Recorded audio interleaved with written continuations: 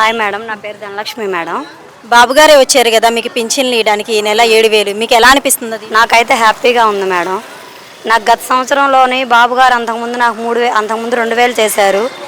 మన ఈ జగన్మోహన్ రావు గారు వచ్చి 3,000 చేశారు. ఈయనైతే నేను దిగేలోపు 5,000 చేసుకుంటా వెళ్తానన్నారు, కానీ అదైతే ఏం చేయలేదు మేడం. నేను హ్యాండిక్యాప్ని మేడం, హ్యాండిక్యాప్ పెన్షన్ పెంచుకుంటా వెళ్తా ఉన్నారు, అయినా పెంచలేదు మేడం. కానీ నా ఈరోజు నేను ఇలా ఉన్నానంటే కారణం కూడా బాబు గారే మేడం. నాకు సొంత ఇల్లు వచ్చింది, నేను సొంత కాళ్ళ మీద నిలబడుతున్నాను, బాగానే ఉంది మేడం. ఈరోజు నాకు చాలా హ్యాపీగా ఉంది మేడం.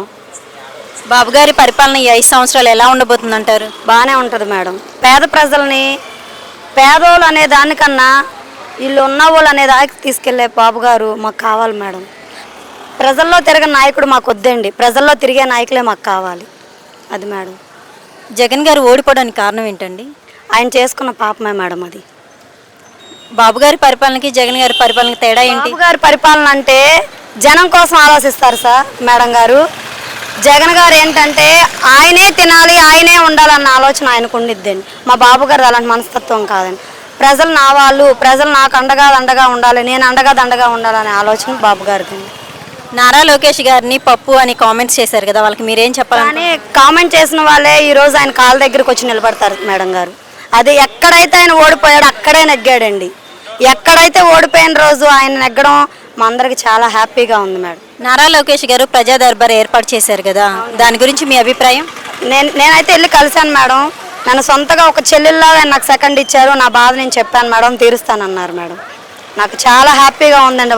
వాళ్ళిద్దరూ పవన్ కళ్యాణ్ కానీ, చంద్రబాబు నాయుడు గారు కానీ, లోకేష్ బాబు గారు కానీ మాకు అండగా ఉంటారని హామీ ఇచ్చారు మేడం. ఆయన కాపాడింది కూడా మా ప్రజల అండతోనే మేము కాపాడుకున్నామండి. ఈరోజు పవన్ కళ్యాణ్ గారిని ప్యాకేజ్ ఇస్తారన్నారు కదా, మనీ తీసుకుని ఇలా చేస్తున్నారని, దాని గురించి మీ అభిప్రాయం? నాకైతే తెలియదు మేడం. పవన్ కళ్యాణ్ గారిని ఇప్పటి వరకు నేనైతే చూడలేదు, లైవ్లో అయితే నేను చూశాను మేడం. అది మేడం. ఆయన్ని అసెంబ్లీ గేట్ కూడా దాటనివ్వమన్నారు, ఇప్పుడు అసెంబ్లీ వచ్చారు కదా, దాని గురించి మీ అభిప్రాయం? అసెంబ్లీ గేట్ ఎక్కడైతే దాటనన్నారో మా అన్నయ్య రోడ్డు మీద నిలబడి పడుకొని నేను ఎప్పటికైనా అసెంబ్లీలో అడుగు పెడతానని జగన్ గారికి వాగ్దానం చేశారు. అదే ఇవాళ అసెంబ్లీలో అడుగు పెట్టారండి. రోజా గారి గురించి మీ అభిప్రాయం అండి? No comments madam.